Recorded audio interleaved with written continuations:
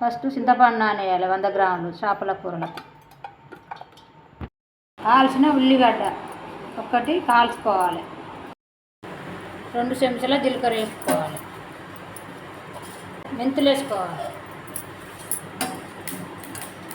వేయించుకొని ఇలా మిక్సీ గిన్నెలో పోసుకోవాలి.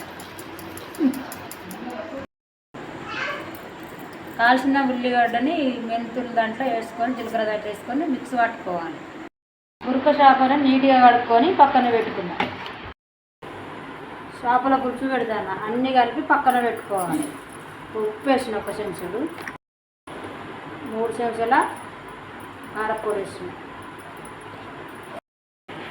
1 చెంచాడు అల్లం వెల్లిపాయల పేస్ట్ వేస్తాను.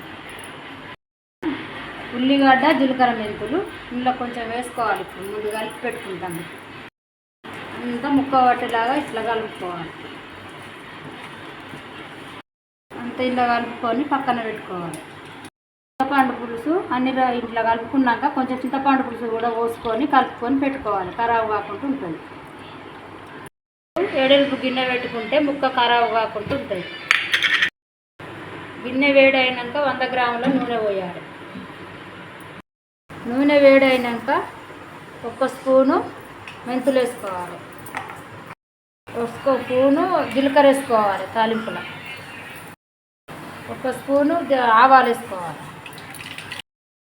1 ఉల్లిగడ్డ కట్ చేసుకున్న ఉల్లిగడ్డ మళ్ళీ పోపులు వేసుకోవాలి.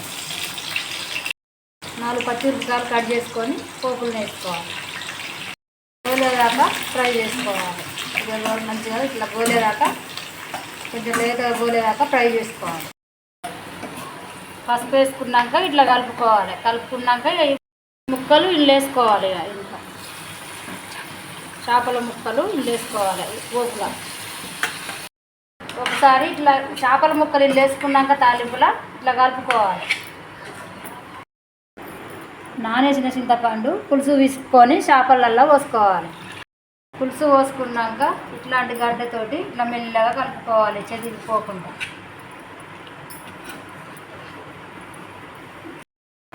చేపల పులుసును ఎక్కువ కలపద్దు, ముక్క ఖరాబ్ అవుతుంది. ఇట్లా నిమ్మలంగా కలుపుకొని మూత పెట్టుకోవాలి.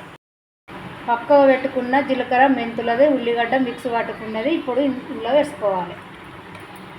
సూపు దగ్గర పడ్డాక 1 చెంచాడు ధనియాల పొడి వేసుకోవాలి. తరిగిన కొత్తిమీర వేసుకోవాలి.